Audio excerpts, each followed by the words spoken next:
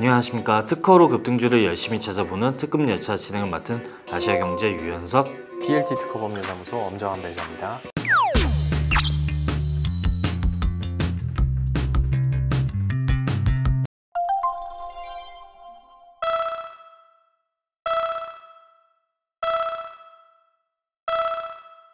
변호사님, 이번 시간에는 자연과학 환경인데 제가 알고 있기로는 저 업체가 약간 DMG 관련주? 땅 파는 회사죠.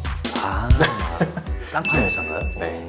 기업에 대해서 정확히 좀 설명을 해주신다면. 이 회사는 1999년도에 설립이 됐고요. 2005년도에 코스닥 시장에 상장이 된 회사입니다.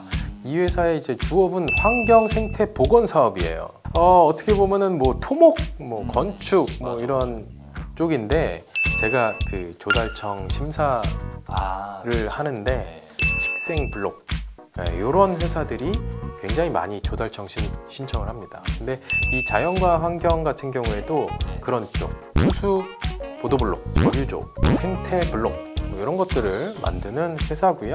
지금 현재 주가는 한 1,300원대, 그 다음에 시가총액은 한 700억 원대, 그래서 코스닥에서 한 600위권 형성하고 있는 회사입니다.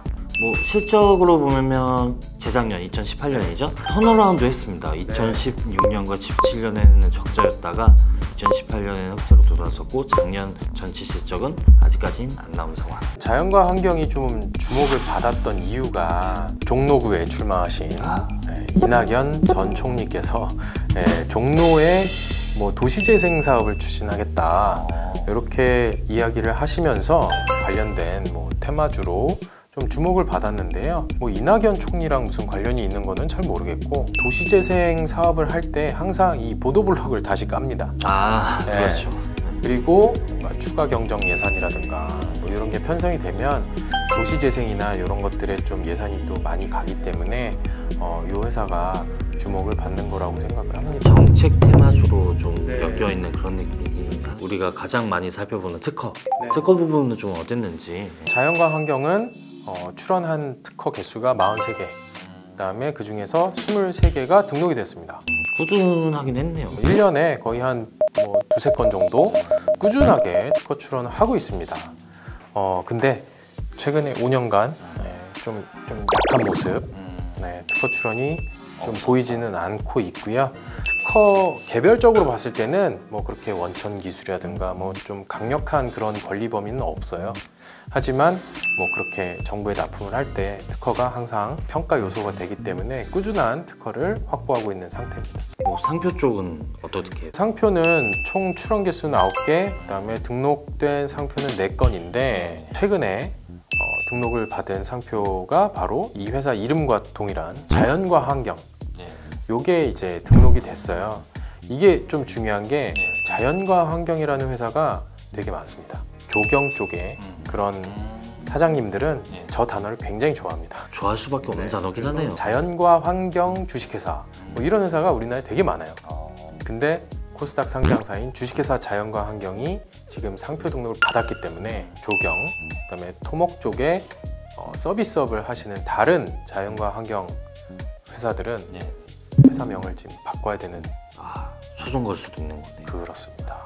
그래서 주식회사 자연과 환경이 최근에 굉장히 중요한 특허를 얻은 상태다. 그러면 디자인권 쪽에서는 보도블록도 있다고 했으니까 좀 신경 쓸 것 같은데. 보도블록, 그 다음에 식생블록 이런 쪽이 그 디자인권이 굉장히 중요합니다. 특허를 받기에는 조금 기술적으로 약하다라는 얘기를 변리사들이 직접적으로 해요. 그래서 이 조경, 그 다음에 블록 이런 쪽에서는 특허보다는 디자인권을 많이 합니다. 그래서 이 자연과 환경 같은 경우에는 총 디자인 출원수는 33개, 그 다음에 19건이 등록이 되어 있는 상태입니다. 내용을 보면은 블록, 그 다음에 수로관, 그 다음에 격자판 이런 것들이 디자인 등록이 많이 되는 그런 추세를 보여주고 있습니다. 그렇다면 자연과 환경에 대한 총평을 좀 내려주신다면. 1999년에 설립이 돼서 지금 환경보건사업, 환경 플랜트, 수처리, 보도블록 이런 쪽에 기술력이 있는 회사고요. 특히나 도시재생 관련된 키워드가 많이 늘어나면 이 회사 주가에 영향을 주게 돼 있습니다. 그리고 아무래도 조경이나 블록 관련된 회사이기 때문에 특허를 꾸준하게 이제 신경을 쓰고 있고요. 상표 같은 경우에는 수는 적지만 최근에 자연과 환경이라는 중요한 상표를 확보했기 때문에 브랜드 보호에 좀 유리한 입장에 올라갔다라고 할 수 있습니다. 디자인권은 관련된 디자인 포트폴리오를 지금 잘 쌓아 나가고 있는 그런 편이다라고 말씀을 드릴 수가 있겠습니다. 네, 저희가 지금까지 자연과 환경에 대해서 알아봤고요. 다음 시간에 ECS라는 기업에 대해서 한번 알아볼 예정입니다. 지금까지 특급연차 진행을 맡은 아시아경제 유연석 BLT 특허법률사무소 엄정환 변호사였습니다. 감사합니다.